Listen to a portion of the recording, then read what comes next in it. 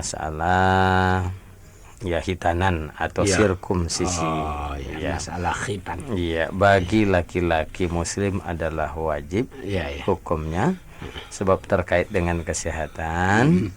Nah, kemudian bagaimana dengan wanita? Ya. Karena hal yang seperti ini masih sering dipertentangkan oleh para masyarakat. Bagaimana penjelasannya dalam Islam ini, Pak Ki? Silahkan, Pak Ki. Masalah khitan dalam Islam, memang apa yang dia kemukakan itu sudah benar, bahwa laki-laki itu wajib dikhitan.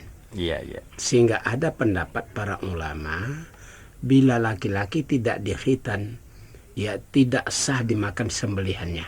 Sampai ada yang berpendapat demikian. Iya. Dan tidak sah hajinya, sholatnya, dan lainnya. Dengan demikian sepakat bahwa laki-laki itu wajib dikhitan. Persoalan wanita memang nampak masalah itu sebagai khilafiyah. Oh, begitu, Pak Kiai. Ada yang berpendapat bagi wanita hukumnya sunat untuk dikhitan.